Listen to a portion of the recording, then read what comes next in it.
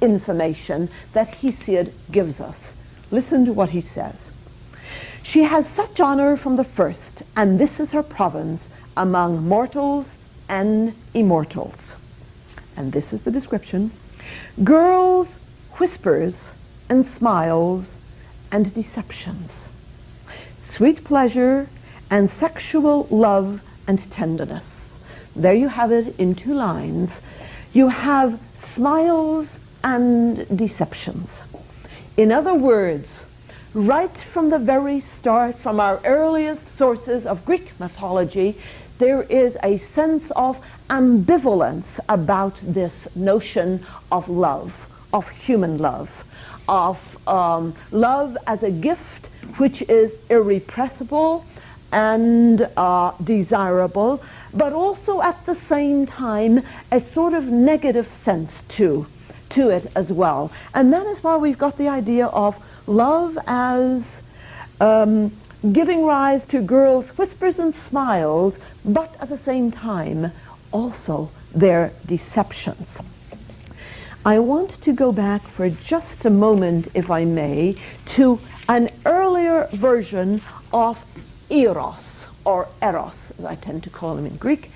Eros, the god of love, has appeared on the scene earlier than Aphrodite.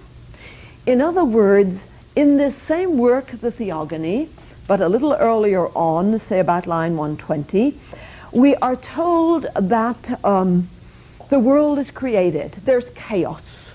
It just comes.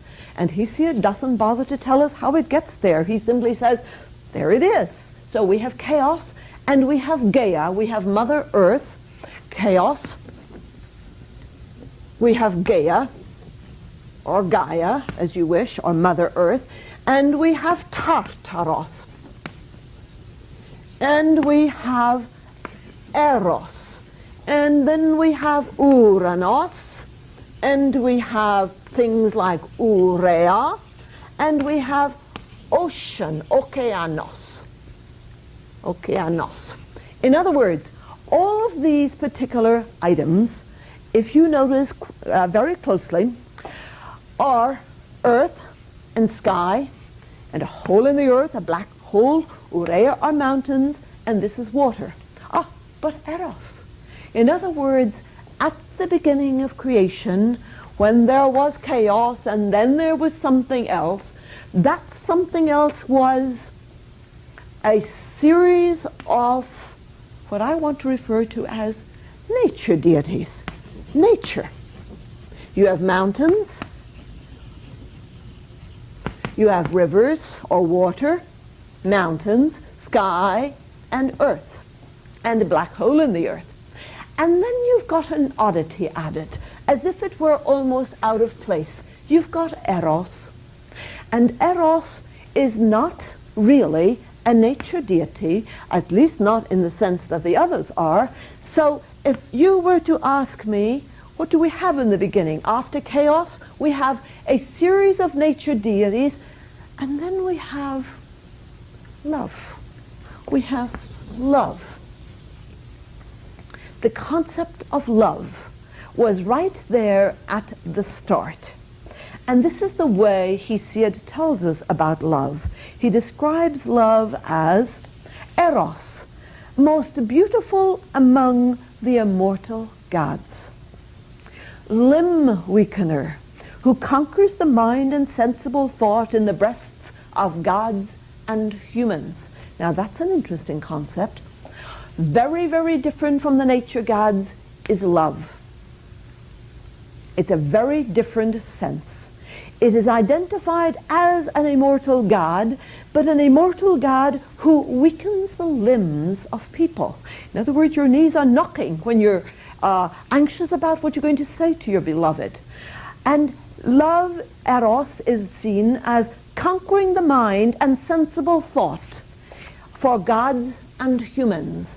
In other words, if you are in love, or you're falling in love, you've been in love, you're on your honeymoon, you just got married, or you're looking forward to it, love can interfere with the sensibleness of your expressions. You will find yourself, for instance, saying things when you're in love that you wouldn't be caught dead saying in another situation. So right from the start, even before the birth of Aphrodite, we have the Greeks talking about love in a sort of ambiguous sense. It's attraction, it's irresistible attraction, if you will, but also this sense in which limbs are weakened, minds are obscured, thoughts are not so clear. So it's irresistible, but there is a kind of, perhaps we could even say, enslavement there. So the certain sense of ambiguity is set up in Greek thought right from the start. That's an interesting thing I'd like you to keep in mind. You can merely remember it if you want by talking about the smiles and deceits of young girls. Smiles and deceits. It's wonderful, but beware.